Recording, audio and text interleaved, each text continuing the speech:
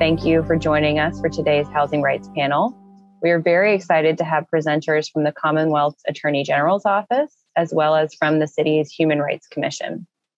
Our presenters today from the Office of Attorney General Maura Healey are Yarlene Billaman, the Outreach Director, and Chanel Neves McCain, an Assistant Attorney General.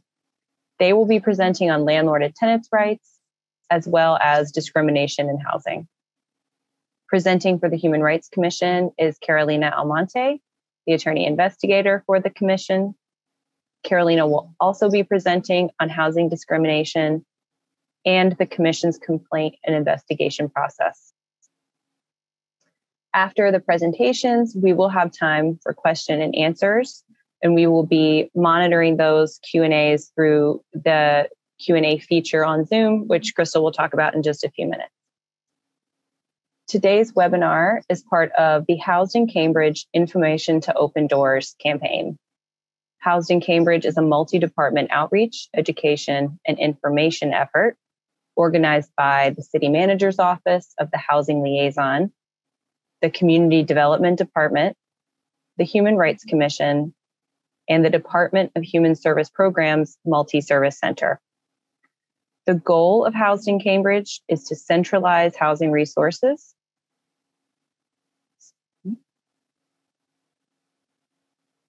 and to make it easier for residents to access the information that they need, no matter what their housing-related issue may be. Today's webinar is the latest in a series of information sessions. Other sessions have included a variety of topics like affordable housing, understanding options, opportunities, and pathways, fair housing and basic tenant rights, resources for first-time buyers, eviction prevention, and subsidized housing. All of these sessions have been recorded and are available on the city's YouTube channel as part of the city's virtual library of housing resources.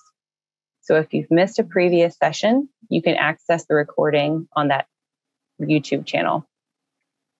Another component of the Housed in Cambridge program is a comprehensive online guide to help residents learn more about Cambridge housing providers and the resources that they offer. That interactive guide is available at cambridgema.gov/housing guide. So please share information about the Housed in Cambridge initiative with family, friends, and colleagues. And please reach out to us if you have ideas about information or resources you would like to see included, or if you have any questions about the Housed in Cambridge campaign. Good afternoon, and thank you so much, Jennifer, for the introduction. I'm going to have my colleague, Chanel, display the PowerPoint so we can see the presentation for today. My name is Yarlene Billaman. I'm the Outreach Director in the Community Engagement Division, and I'm here with Chanel Neves McCain, who is our Assistant Attorney General in our Civil Rights Division. Thank you again to the Human Rights Commission for the invitation today. We're truly grateful to be here today to present on landlord and tenant rights. So before we begin on the topics of landlord and tenant rights, I just want to give a little overview of our office and how we can serve each and every one of you. So first and foremost, the Attorney General. What do we do in our office? On the next coming slides, you're going to see a picture of our Attorney General, Maura Healey, who is the Chief Lawyer and Law Enforcement Officer of the Commonwealth. Well, before then, I'm just going to give also a little overview about what we're going to be covering in the next coming slides throughout the presentation.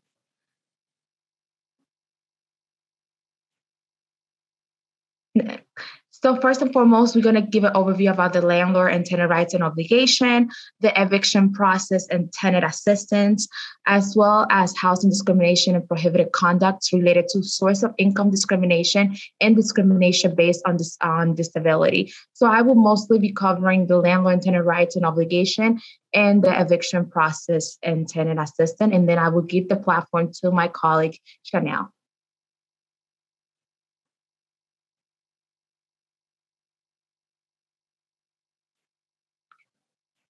So what are the obligations of a landlord and a tenant? First and foremost, the obligation of a tenant is to pay the rent. And we know for sure that due to the pandemic, there has been many tenants who have been affected with loss of jobs and have financial hardship. So I'm going to give you more resources in the next slides of rental assistance programs that are available for you if you need help paying your rent.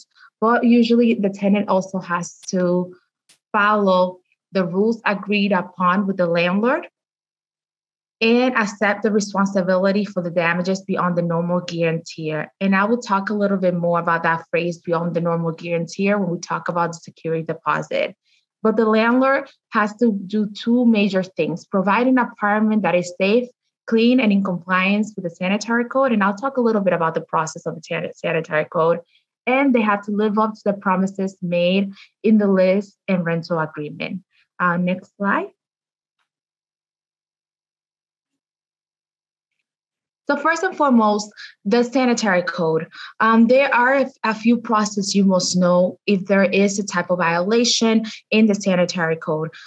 Most importantly, the landlord has to apply with the sanitary code that has to require a place that is habitable, comfortable, and clean enough for a person to live safely. So they have to provide that apartment that is safe enough.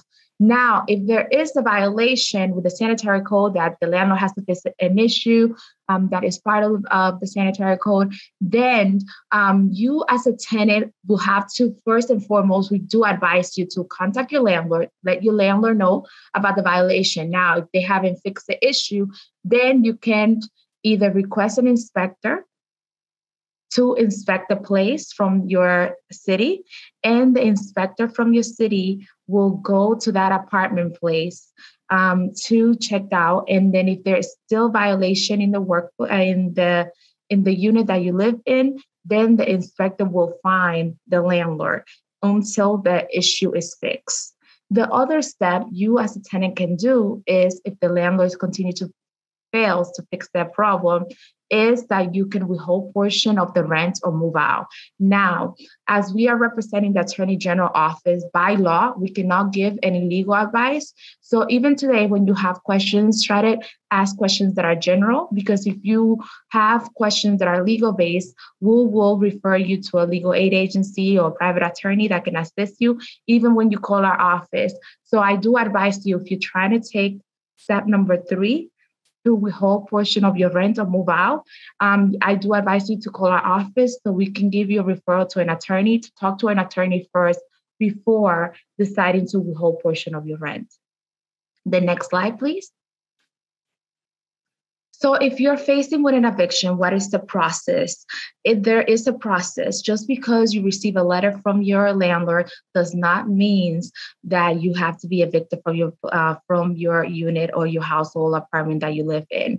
And that letter will be a notice to quit. On the next slide, please. You will see how the eviction process starts.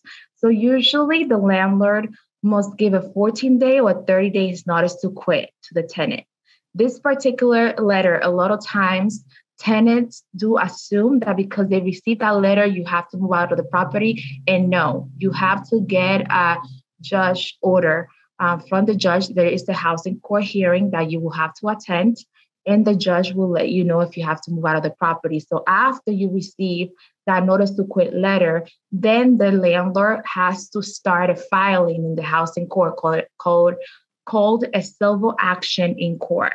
Then the landlord must get a judgment from the court with the date that the tenants must live by, but it will be the judge that will decide that. And it's important that as the tenant, you do attend the hearing, because you can raise a defense to the eviction of that particular case. And it is very important for you to attend that hearing if you do have one. We have been noticing a lot of time because of the pandemic, there have been online hearing, and there had been a lot of technological issue of people don't having access to technology. So we did created a program to give access. So it is important for you to know that if the judge at that moment decide that you have to leave the property, then a sheriff from the court will go with you to get your belongings.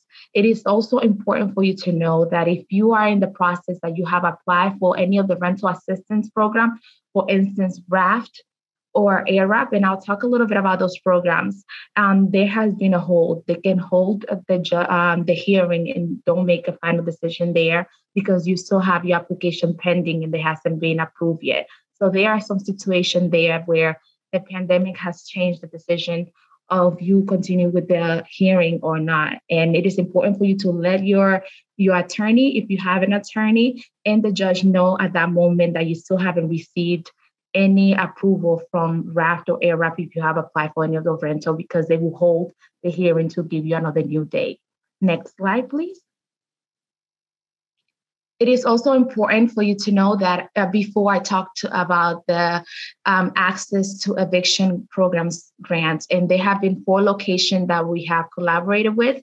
So if you are in need of obtaining any type of technology because you have a hearing that is online due to an eviction process, it is important for you to contact immediately our office, and we can advise you what 4 agencies we're working with, or you can also talk with the Human Rights Commission and see any resources that they have.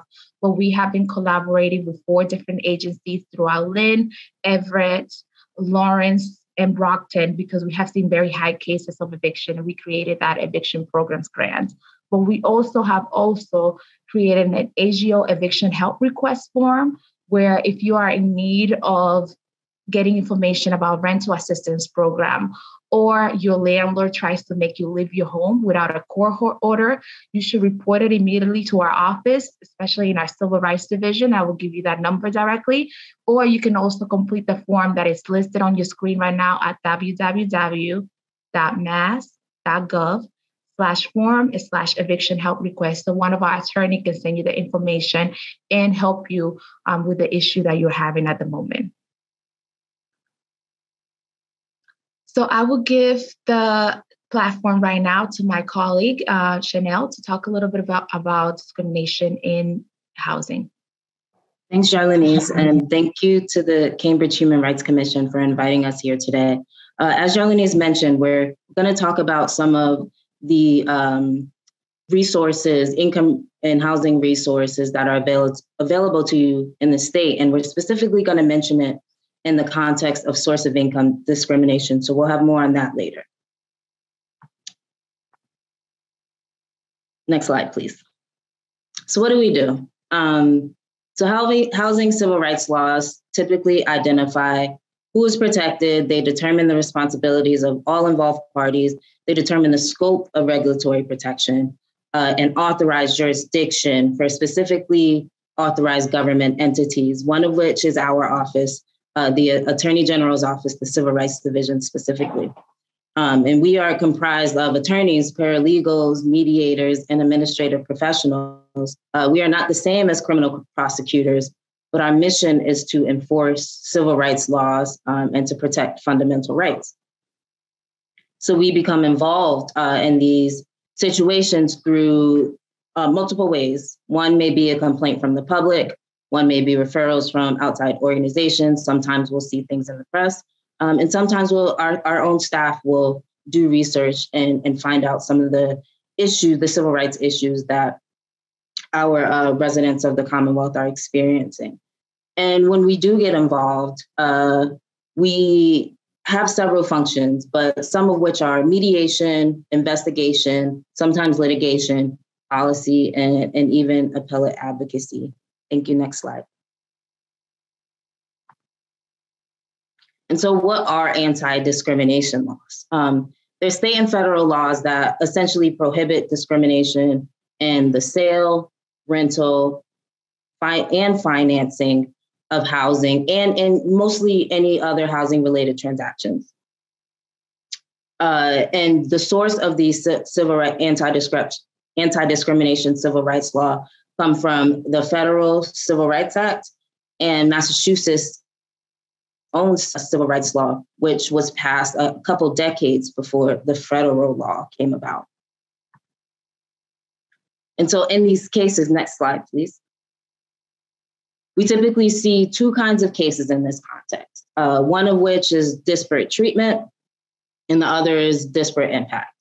So with respect to disparate treatment, the intention to discriminate must be shown. Disparate impact, however, can be shown when a policy or practice on its face, as it looks, is not discriminatory, but it has discriminatory effect in practice and application. So, for example, we do know that criminal background check practices in employment, education, and housing disparately impact Black and Latinx communities because of issues involving over-policing and mass incarceration. Next slide, please. And so who are the protected classes? So it's unlawful to discriminate based on a person's race, color, national origin, ancestry, gender, marital status, religion, age, sexual orientation, gender identity or expression, military background, familial status, source of income, genetic information, or disability. And these categories encompass both the scope of federal law and down to local Cambridge law and protected categories. And so what we see between the state, the federal, and the municipal law is sometimes local communities are making sure that its special classes are protected in the anti-discrimination context.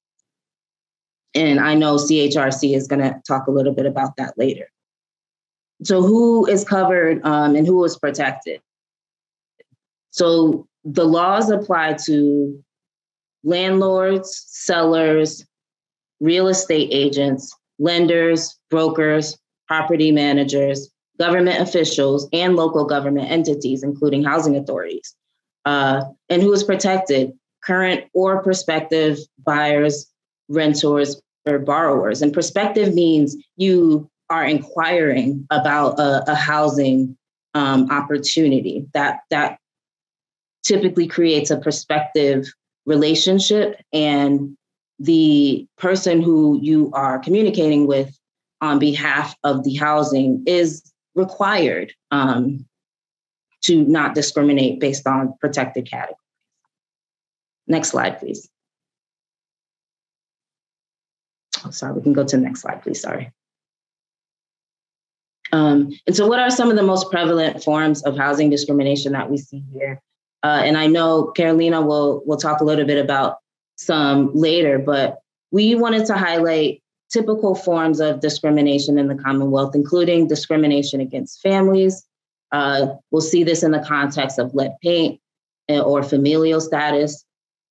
We'll see discrimination against recipients of public assistance, for example, Section 8 or ERAP, or discrimination against persons with disabilities. And we can see that in the context of refusing to make a reasonable accommodation for someone. Next slide, please.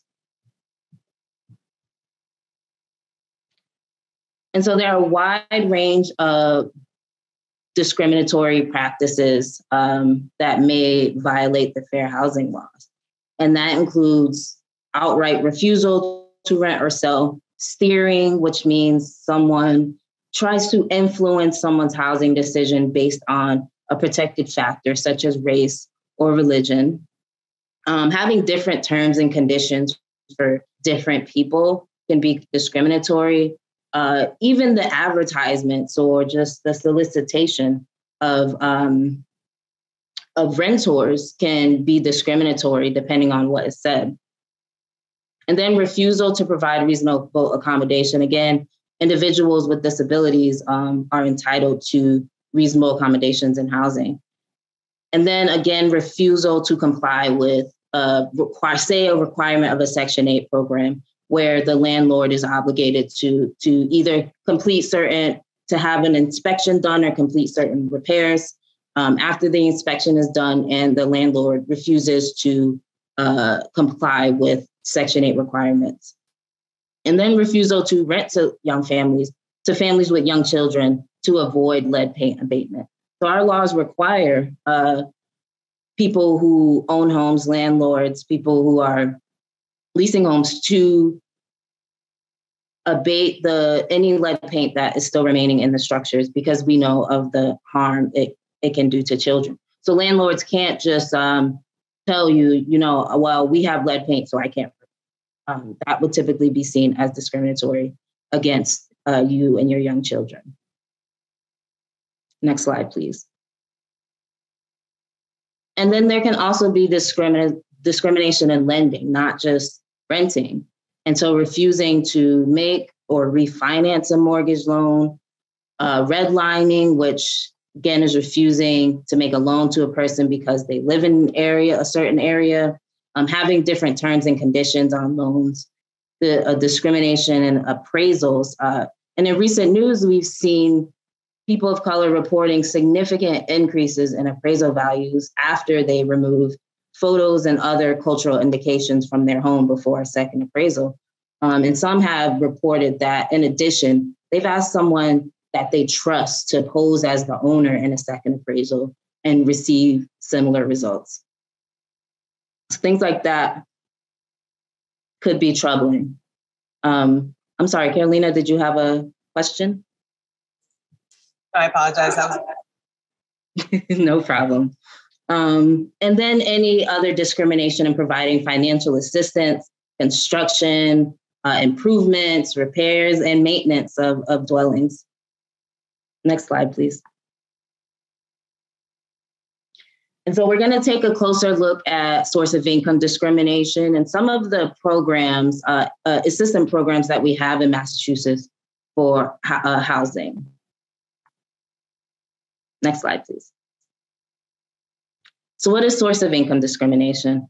Essentially, Massachusetts law makes it unlawful for housing providers to discriminate against individuals or families who are receiving public assistance or housing or rental subsidies because, one, they are a recipient of such assistance or of subsidies, or two, because of any of the requirements of these public assistance or programs, as mentioned earlier in the Section 8 context. So essentially, housing providers cannot choose which lawful forms of income to accept from prospective tenants. Next slide, please. And so examples of lawful sources of income in Massachusetts, we have the three largest programs providing rental assistance vouchers are Section 8, and the Massachusetts Rental Voucher Program, and then the Alternative Housing Voucher Program. And we also have seen emergency rental assistance in the form of ERAP, of home-based or the RAF programs, and other programs administered by cities or towns are covered under source of income discrimination. Next slide, please.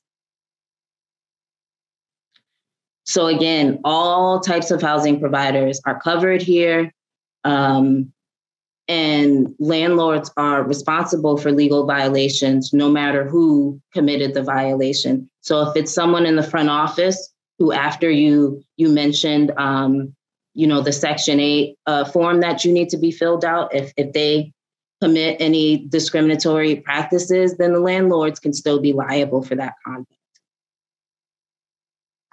Next slide, please.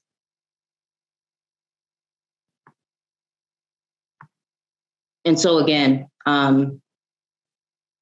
prohibited conduct includes treating voucher holders differently, refusing to rent, refusing to negotiate, telling someone, a voucher holder, that housing is not available after you find out that they're a voucher holder, requiring people to have a particular type of income, such as employment income, also is prohibited because, again, there are other lawful sources of income that have to be accepted.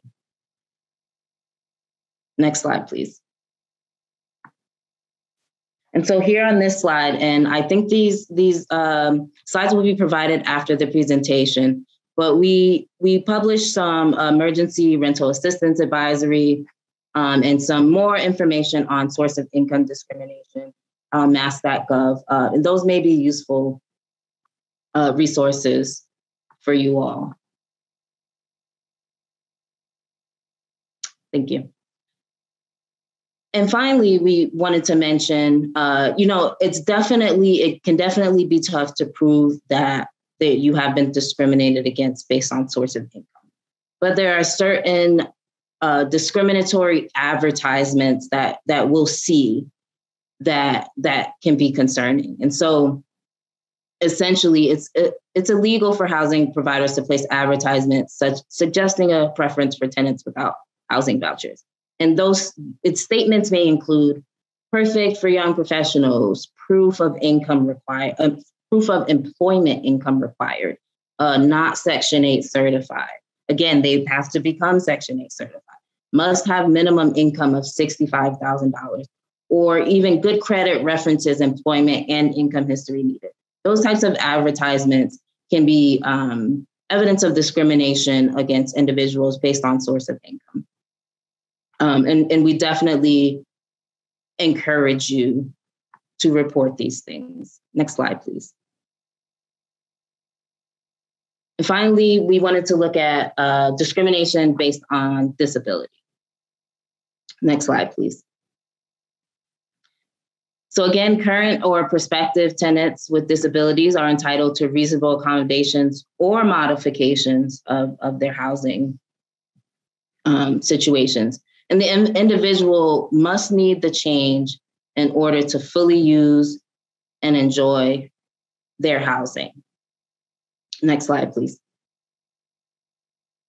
So what qualifies as a disability? A disability can be physical, mental, or emotional condition.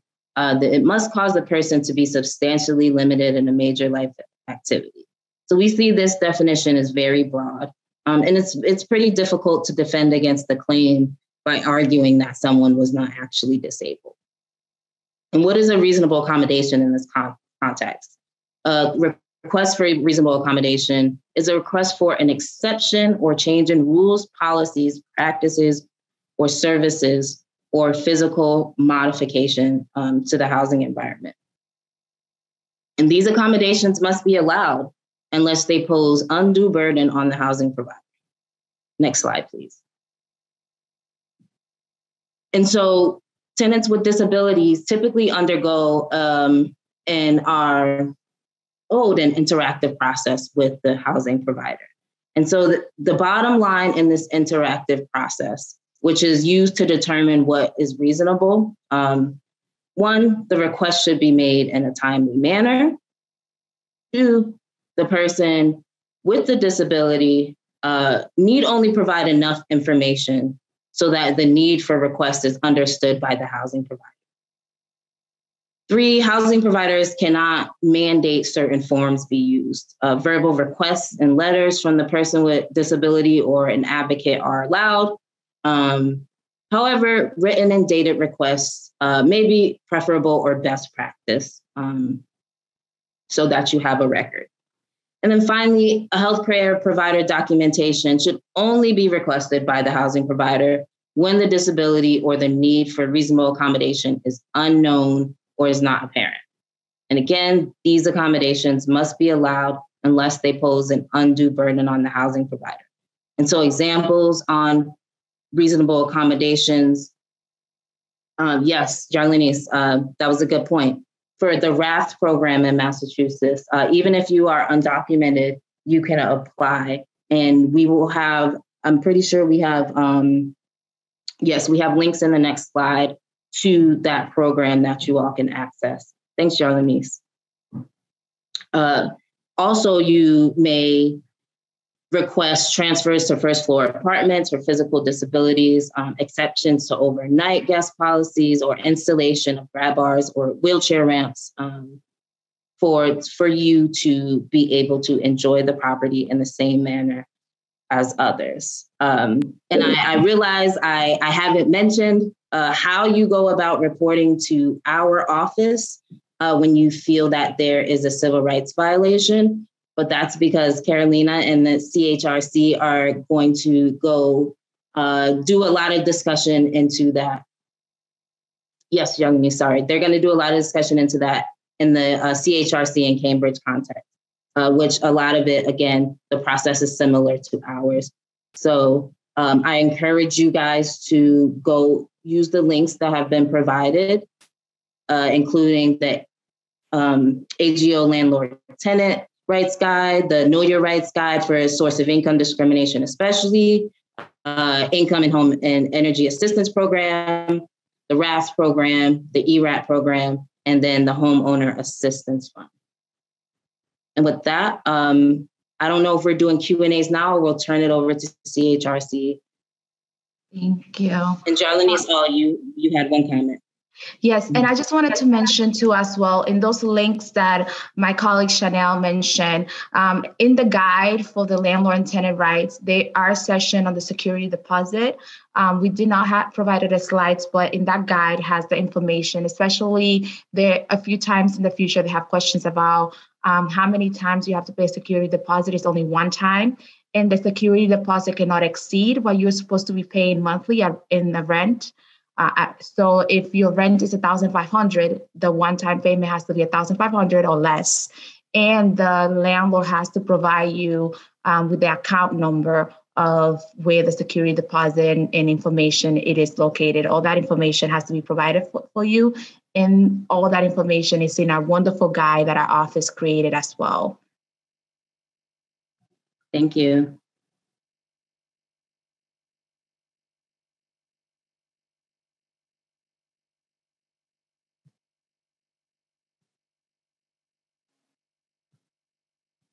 Thank you so much. I think before we switch to Carolina's portion of the presentation, we will go through a few of the questions and answers that have come in so far through the Q&A function. So just a couple things I want to recap to start.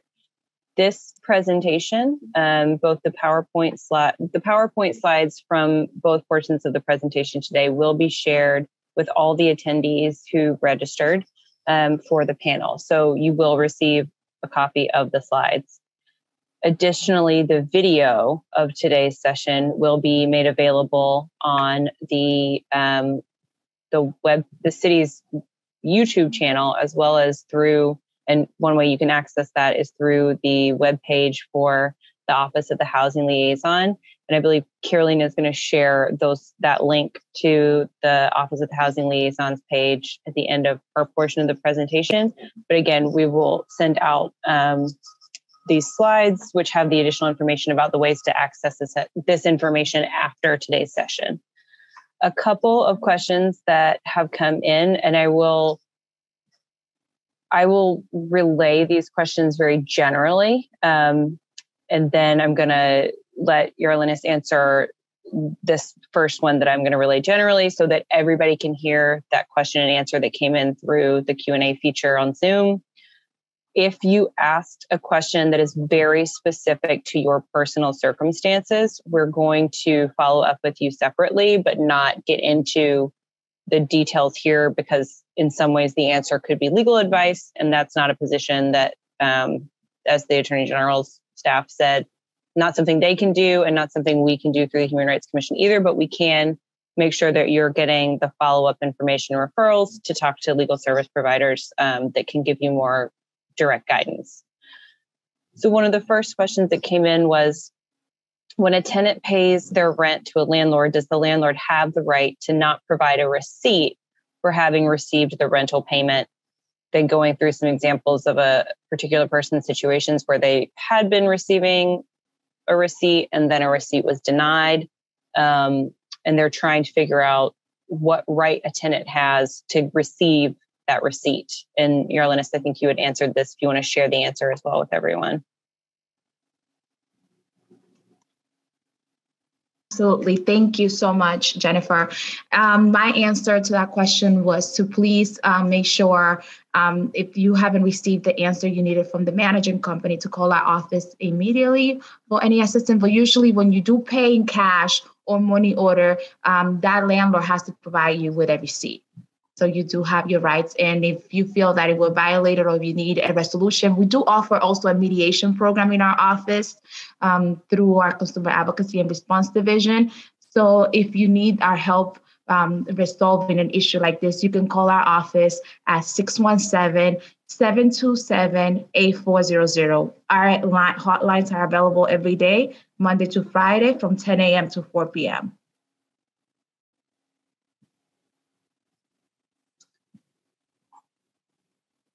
A follow-up question there was if payment is made by personal check, if it changes any of that advice. Yeah, no, any type of payments that you make, you are entitled to a receipt. And Chanel, I don't know if you have anything to add, but I do advise, even if you pay in cash, money order, or personal check, you have your rights to get your receipt for that payment. Great question. I agree. Yeah, I agree. And perhaps, you should insist on a receipt at the time of exchange, as opposed to, I know some of us mail in our rental payments. But the best you can also do if you're paying with a money order or a check or something along those lines is to retain some kind of copy as proof of payment.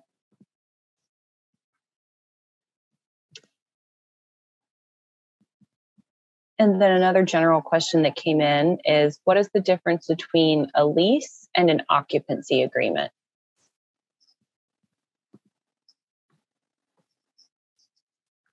I'm not sure. So what I will say is that just because it's named an occupancy agreement doesn't mean it's not still a lease. Leases are any types of agreements for housing, essentially. And so if you have any questions or you have any issues, or you feel like your rights have been violated, even under your occupancy agreement, I definitely encourage you to get in contact with us so you can kind of learn more about what your rights may be in that circumstance. Absolutely. And usually, with the lease, it's that written documentation, as my colleague Chanel mentioned. And it's in that agreement, if the month or year of that rent will stay the same for what you have to pay monthly in that rent. Now, it is important for you to know, and we do advise any type of agreement, even if you're subletting or if you have a verbal agreement lease that is not it's not a written documentation, it's something verbal that you have agreed to pay for 3 months or so. It is important for you to know that anything that you have to sign, make sure you understand it completely. If you do need the assistance, call our office so we can give you some referral to resources, or reach out to the Human Rights Commission for any other type of resources that you need. But please never feel any pressure to sign any documentations you don't understand that later on can compromise you as a future tenant. Yes.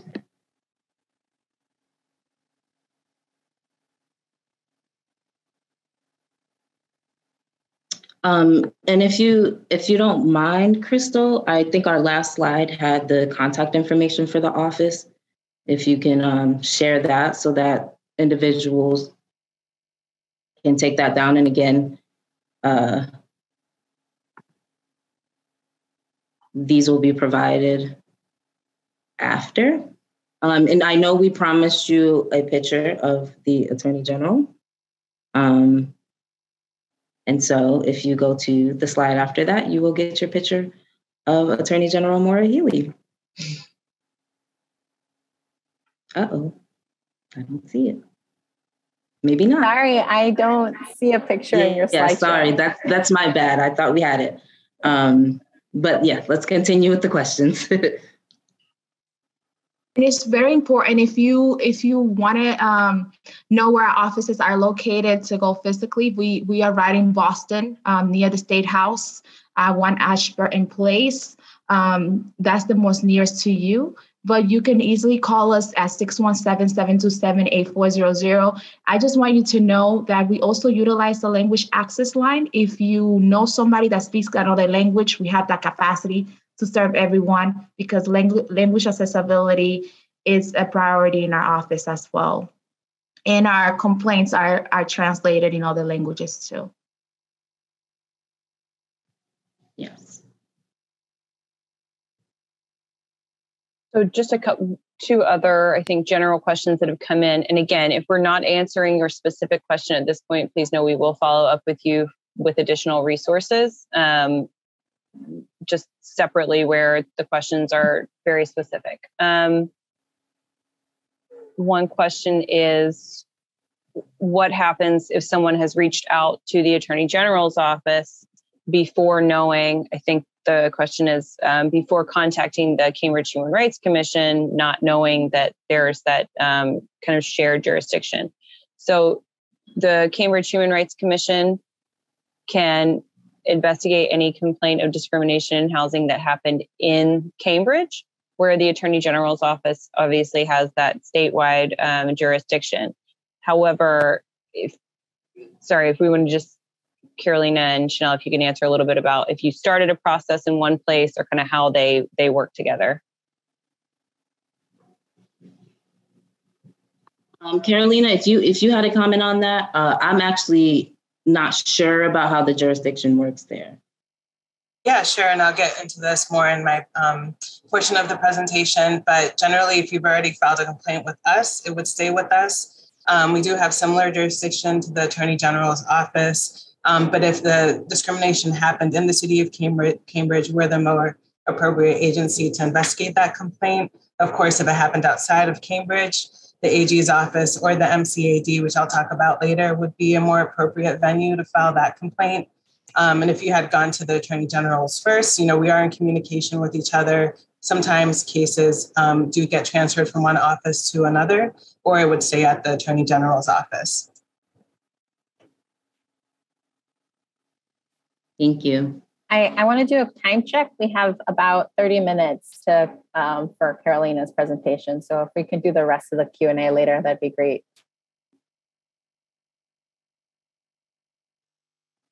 Yes, thank you. Thank and again, you. We'll follow up separately on some of these questions through the chat. Thanks. Yes.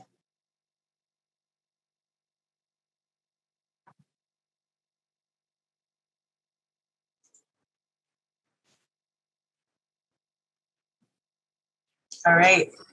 Thank you so much. Welcome everyone again to the Housed in Cambridge Fair Housing panel. I want to say a big thank you to Yarlenis and Chanel for that informative presentation regarding state enforcement of housing and fair housing rights. Once again, my name is Carolina Almonte. I am the attorney investigator for the Cambridge Human Rights Commission, and I want to thank you all for being here. Before I get started, I just want to reiterate what Jennifer said, in that we at the Commission cannot provide legal advice, so nothing in today's presentation should be considered legal advice. If you do need to consult a lawyer, we're happy to provide a contact to legal services or other referrals that may be appropriate for your situation. So please do not share personal details or other identifying specific information when asking a question. Thank you. So first, I'll start with explaining what we do at the Cambridge Human Rights Commission. So we are a city law enforcement agency. We're located at 51 Inman Street on the second floor in Cambridge. And we're an agency that receives and investigates complaints of discrimination that occur in Cambridge. And that's in housing. We also cover employment cases, education, and public accommodations. Our role is to enforce two ordinances. So we enforce the Human Rights Ordinance, where employment and public accommodations and education falls, and our Fair Housing Ordinance. These ordinances prohibit discrimination based on protected categories, which we will discuss later on. So I'll start by going through our jurisdiction, which I talked a little bit about.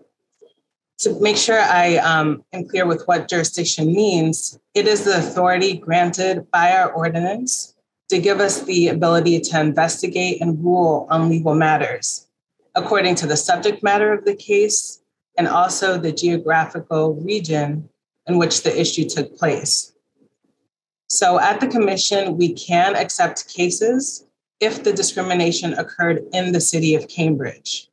To be clear, that means that the complainant can live outside of the city of Cambridge, but the respondent business, institution, housing provider, or individual alleged to have discriminated must reside in Cambridge.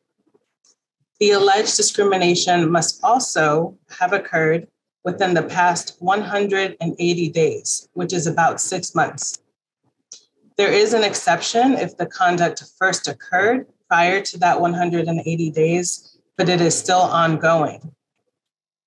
Also, the alleged discrimination must have been based on the complainant's membership in a protected class. The last thing I'll note about our jurisdiction is that we cannot accept complaints against other City of Cambridge agencies. Those may be filed at the Mass Commission Against Discrimination.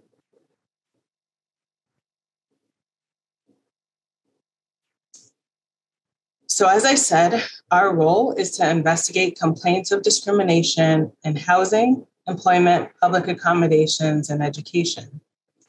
Please keep in mind that we act as a neutral investigative agency, which means that we do not represent either party. So we don't represent the complainant or the person who is filing a complaint with us, or any respondents, or the person or entities that the complaint is filed against. There is no cost to file a complaint with us. You also do not need to be represented by an attorney. However, you can obtain an attorney to represent you if desired at your own cost. Our process begins with an interview and a complaint draft, which I would draft if you're not represented. Then a copy of your complaint is served on the respondent or the respondents. After that, our process is to occasionally interview witnesses, review documents, and research applicable case law. With a lot of our cases, we endeavor to mediate or settle any disputes, which could happen at any point of the process. If mediation or settlement is successful, we would draft a settlement agreement and then the matter would be closed. If mediation is not successful, please keep in mind that mediation is both voluntary and confidential, separate from the investigative process. We would draft an agreement if it is successful and the matter is closed. If it's not successful, then we would move forward with the investigation until we reach a point of either a probable cause determination that discrimination occurred or a lack of probable cause determination. The other thing I'll add is that the CHRC is substantially equivalent to the Federal Fair Housing Act. So HUD authorizes us to investigate federal discrimination complaints. Lastly, I want to make it clear that our process is not adversarial. Our goal is not necessarily to punish respondents, but rather eliminate violations of our ordinance.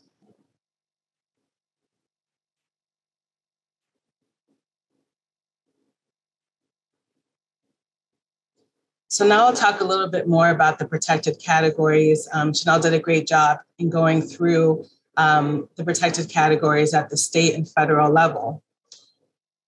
For us, as you notice, there's a lot of overlap with the protected categories and a lot of similarities. On this slide, the bolded protected categories are not protected under the Federal Fair Housing Act, but all of them are protected under our City of Cambridge ordinance. A few things to note is that both majority and minority traits are protected. For example, men are protected from sex discrimination as well as women. You can also be discriminated if you're a member of a group, perceived to be a member of a group, or associated with a member of one of these groups. Quickly, I'll go through these protected categories just to give some examples that may be helpful. So active military personnel or veterans are protected.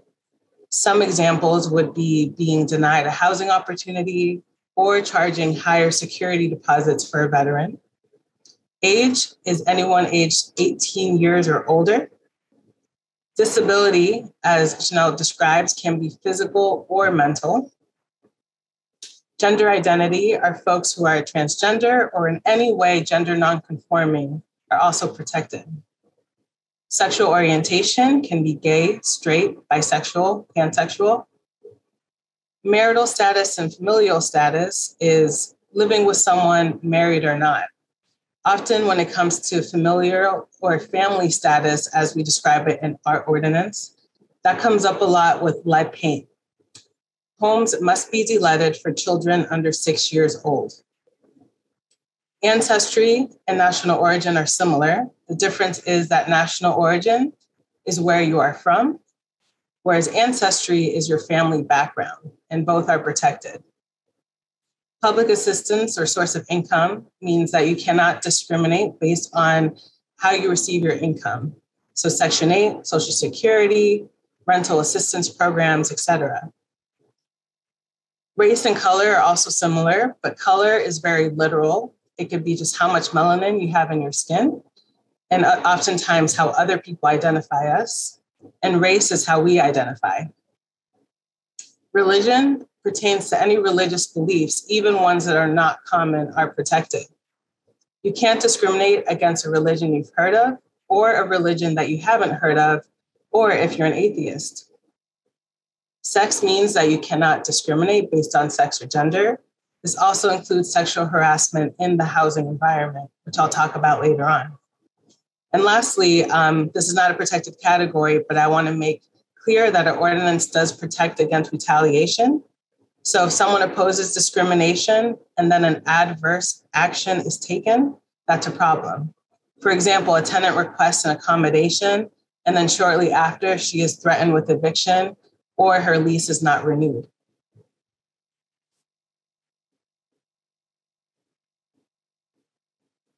So who is protected by our ordinance? Our ordinance protects any applicants for public housing, or it could be rental apartments, it could be shelters or commercial spaces, any tenants in apartments or homes, in public housing, in shelters or commercial spaces, any potential home buyers in the city of Cambridge or commercial space buyers. Also, any complainant or others who speak out against discriminatory practices. That ties into the retaliation piece I just talked about, credit seekers and credit and mortgage seekers.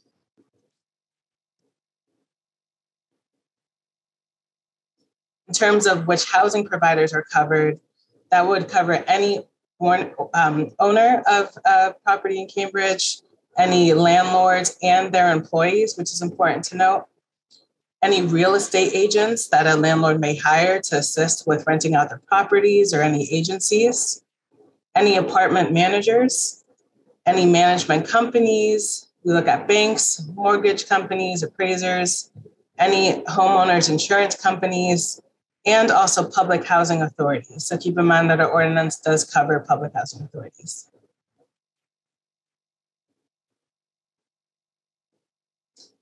It is important to note that there is an exemption when we look at two-family owner-occupied homes. An exception means that our ordinance generally does not apply. We call this the Mrs. Murphy exception, which provides that if a dwelling has two rental units and the owner lives in one of those units, that home is exempt from some portions of the Cambridge Fair Housing Ordinance. We call it Miss Murphy because it's supposed to be a hypothetical elderly widow who has converted a portion of her home into a rental apartment to supplement her limited income. However, this exemption does not apply to rental advertising. So that means that Mrs. Murphy cannot run a discriminatory advertisement indicating, for example, that a certain religious group is not welcome to rent her apartment or room. Also, this exemption does not apply when a real estate agent is representing the property owner, as the law presumes that agents are professionally trained and aware that housing discrimination is against the law.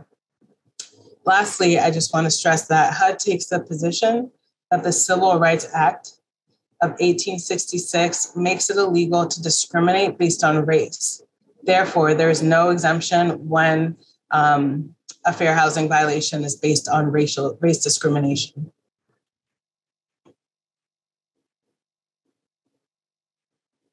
Right, next I'll get into some common forms of housing discrimination, primarily that we see at the Human Rights Commission. So there are 4 types of discrimination, 4 or 5, that typically are filed with our commission.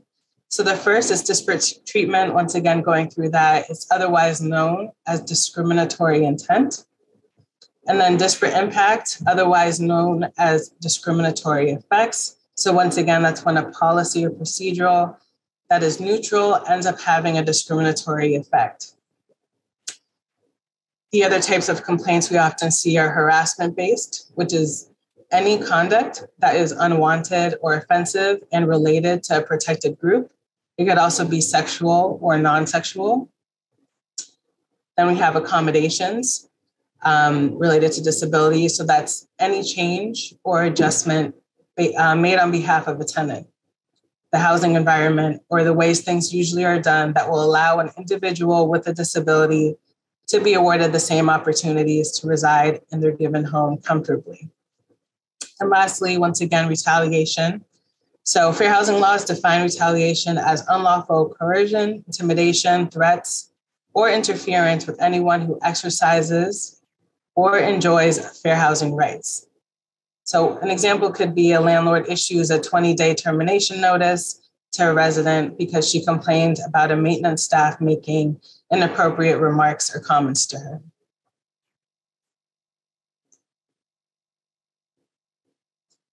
So one of the most common discrimination claims that we see are allegations of disability discrimination.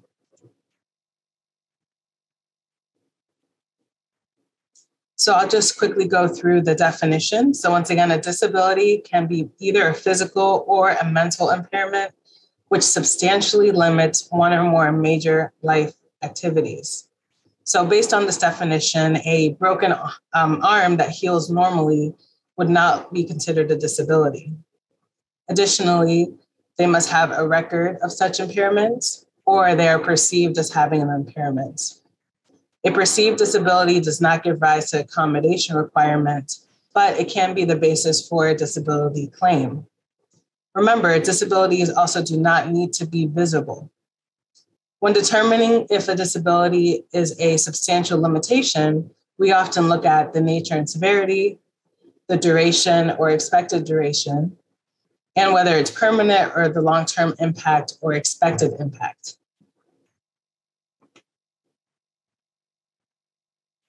So on this slide, we just provided some examples of major life activities. As you can see, that could be caring for oneself, walking, seeing, standing, thinking, breathing, speaking. There's also more to these. These are just some examples. There are some exclusions that apply regarding who counts as the individual with a disability. So these would include individuals with substance use disorders who are actively using substances.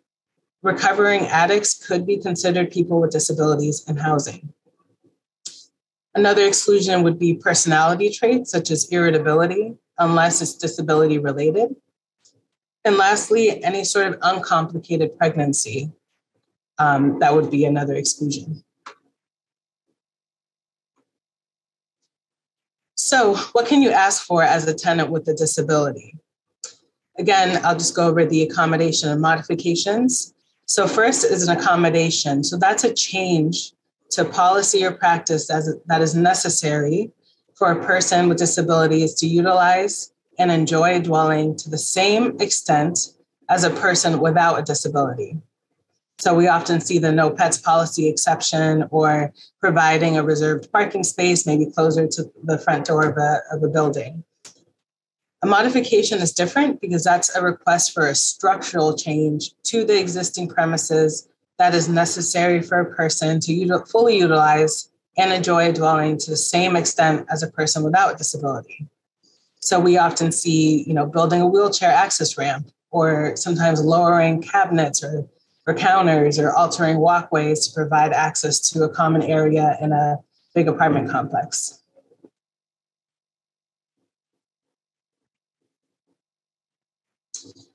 So once a housing provider is on notice for a need of accommodation, they should initiate an informal interactive process with the tenant. So what this process should do is identify potential reasonable accommodations to address the tenant's particular limitations. It is appropriate for a landlord to ask for a doctor's note, but keep in mind that it could be from any medical provider, including a therapist, a social worker, psychologist, anything like that. And keep in mind also that a reasonable accommodation just has to work. So not all the bells and whistles are required. There's also no requirement that a request for an accommodation be in writing.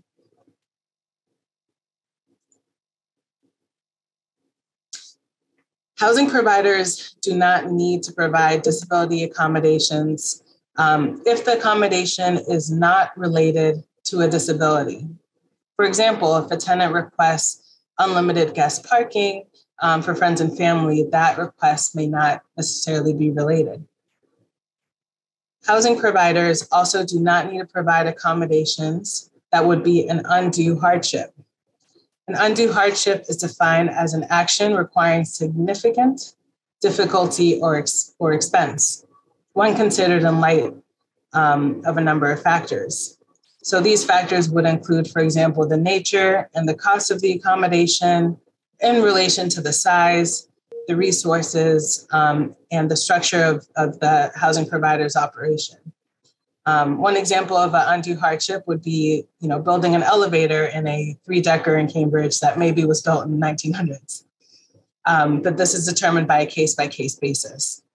And lastly, a request would be unreasonable if it would fundamentally alter the nature of a program.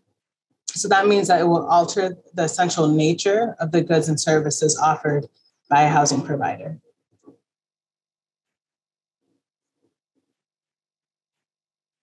So next, we'll jump into our second most common discrimination claims that we see at the Human Rights Commission, which is discriminatory harassment. So what's the line? When someone makes a discriminatory harassment claim at the Human Rights Commission, we often look at 3 things. The first is, was the harassment unwelcome? Was it severe, or pervasive? Keep in mind that harassment does not need to be both severe or pervasive to satisfy this requirement. One single discriminatory action can satisfy the requirement if it is severe enough. And finally, the harassment needs to be related to a protected group.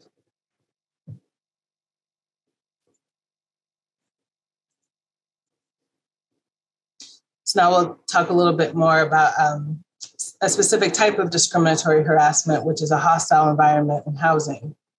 So a hostile environment can be created if verbal or physical conduct is so severe or pervasive that it interferes with the individual's use or enjoyment of his or her home or their home by creating an intimidating, hostile, or offensive environment based on their membership in a protected class.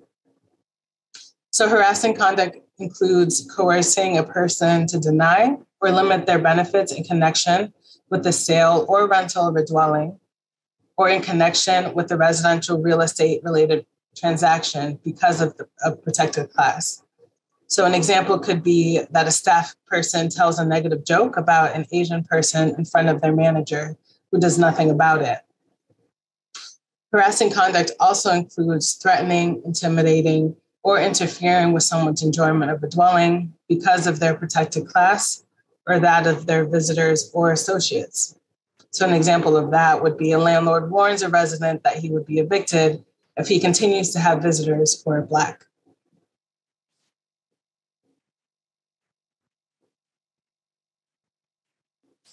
Another form of discriminatory harassment is sexual harassment.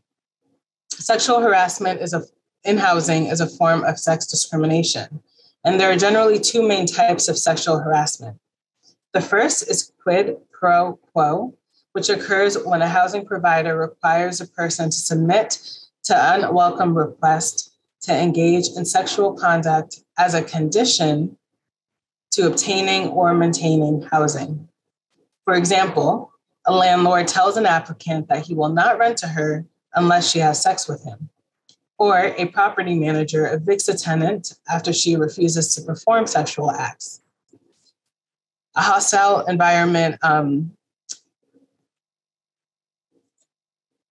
I apologize about that. A hostile environment harassment occurs when a housing provider subjects a person to severe or pervasive unwelcome sexual conduct that interferes with the sale, rental, availability, or terms and conditions or privileges of housing or housing-related services, including financing.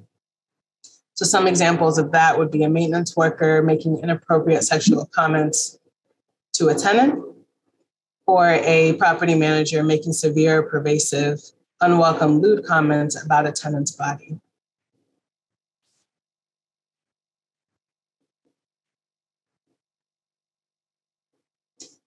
And as I mentioned before, our retaliation is covered by our ordinance. So what is retaliation? It means that it is illegal to retaliate against a person for making a complaint, for testifying, for assisting with our complaint process, for participating in any manner in a proceeding under a complaint process at any time, even after the investigation has been completed. It is also illegal to retaliate against any person because that person reported a discriminatory practice to a housing provider or other authority. So if you believe that you have experienced retaliation, you can file a complaint with us. Some examples of retaliation would be a resident complaining to their manager or landlord that, and then that they received a 10-day notice to quit because of their race. The manager then gets angry and gives her an eviction notice. Another example would be a resident who was a witness to a complaint investigation and someone who I ended up speaking to then gets told by their manager that he is keeping an eye on her.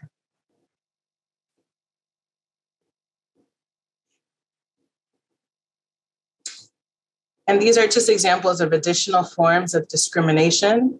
A few things to note, once again, is that housing authorities are also landlords. Landlords can be big or small. They could have one property or they could have 10 properties in Cambridge. So some other forms that we would look at would be inquiring about membership in a protected category, refusing or delaying to rent, negotiate, sell, discriminatory terms and conditions, misrepresenting availability of housing, altering the terms or conditions of housing, steering, which Chanel described, discriminatory lending, discriminatory advertising, and use of intimidation or coercion.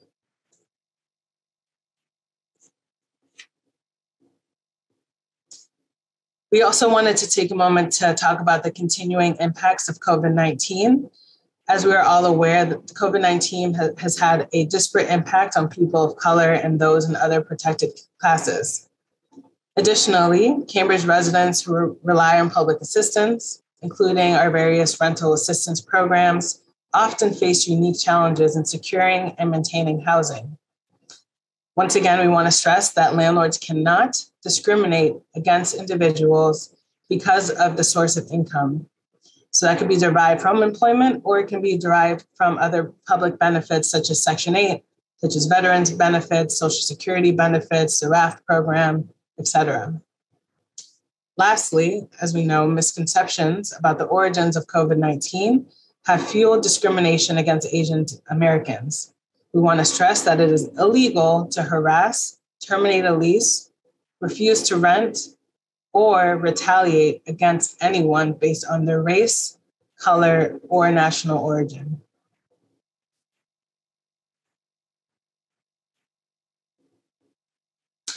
So this is our information in terms of how to contact us at the Human Rights Commission. To file a complaint with us, you may call that number that you see on the screen, which is 617-349-4396. You're welcome to send an email to our HRC mailbox, which is hrc@cambridgema.gov. For more information, you can visit our website. And we also accept walk-ins. So we're in the office. You can come in and meet with us if you have that as a preference as well.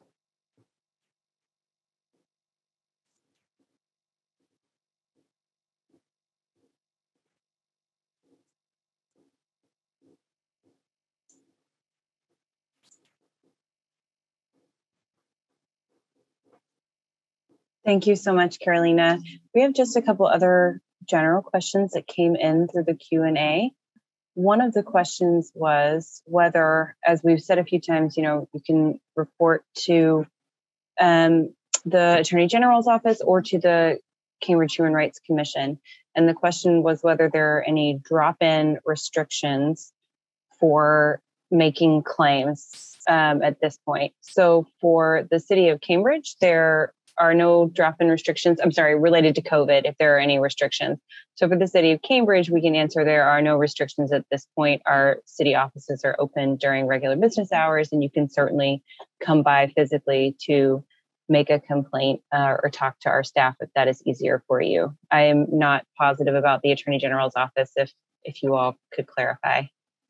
Absolutely, Jennifer. So for our office, all visitors have to wear masks.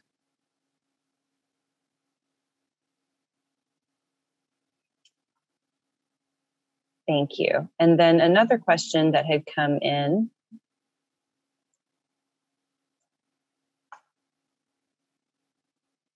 is if you could talk a little bit more about reasonable accommodation and how an individual's request for a reasonable accommodation is determined. Is there, are there general accommodations that are always seen as reasonable? Does it need to be more specifically tied to the individual and that individual's needs? Sure, I'm happy to answer that question. So the accommodation does have to be closely tied with that individual's request. There aren't, there's a lot of common reasonable accommodations that we see, such as, exception to no pets policy, or with guests staying, if you have a personal care attendant staying with you, or, moving your parking space closer to the front door. But regarding any reasonable accommodation request, the reason why there is that interactive process is for a landlord to work closely with you to try to figure out the best way to help with specifically what you're looking for. So that's why it's required for landlords to engage in that process.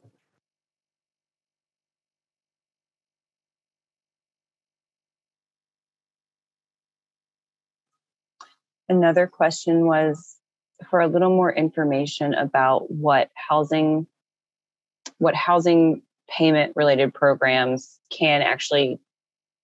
what the funding can be used for. For example, Section 8 housing voucher or other public funding. For example, could housing payments be used to help with after school tuition?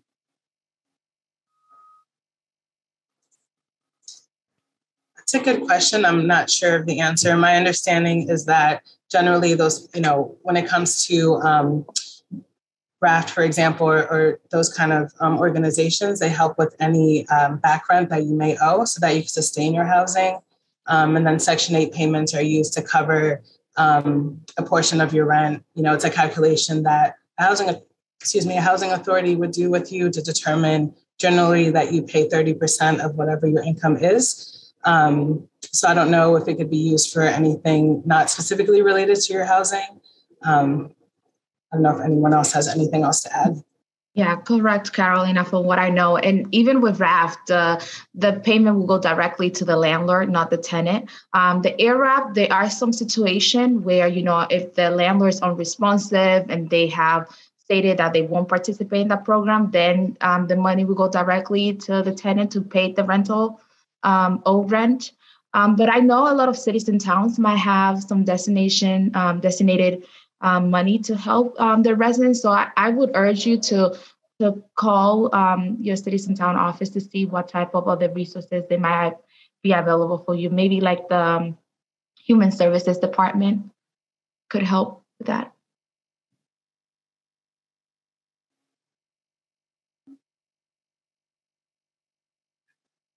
Another question that has come in is, can a landlord refuse to rent to a tenant with a Section 8 voucher? That's kind of a broad question. So I think if we could talk a little bit about it, whether you can refuse to rent to someone because they have a Section 8 voucher, and then what other reasons that people with a Section 8 voucher may not get housing, but that might not be discriminatory are. I think it's kind of two separate pieces. Sure, so I'm happy to answer that question. So a landlord cannot, that's the best way to answer this. So it is lawful for a landlord to have a tenant screening process that is evenly applied. So if they have a process where they review applicants neutrally, no matter if they have a voucher or not, that is fine. So they can do, a credit pull, they could look at landlord references, but they can't treat Section 8 holders differently in that they only, look at like the criminal history of someone with Section 8 or things like that. So, they can't just say that they don't want to rent to someone with Section 8 due to the inspection requirements through the Section 8 program, or because, they have different, misconceptions of Section 8 holders. That would be a violation of our ordinance.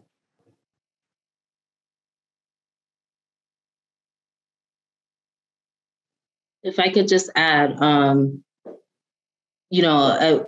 what Carolina said is exactly right. And perhaps you don't have direct evidence of being denied because you're a Section 8 voucher holder, but there are certain events that may happen in the process that may be some indication, and that includes you requesting that they complete the required forms, Section 8 forms, and like Carolina said, undergo the appropriate inspections and repairs.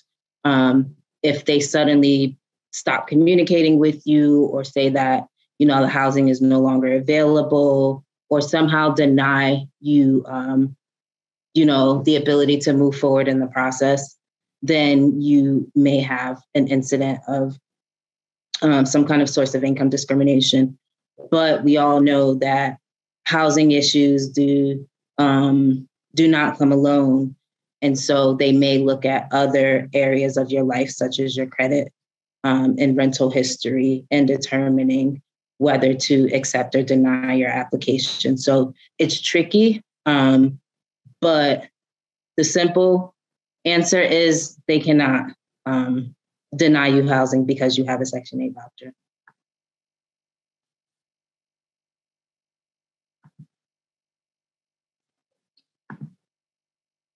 And one more general question that's come up during rehab, and I think this means rehab of buildings. So if you're doing construction or some sort of changes within a building, there are often a lot of nuisances that go with that. So who can someone contact if the work going on and the nuisances around it become overwhelming to the point that they interfere with quality of life, they're limiting reasonable access to elevators or to the building?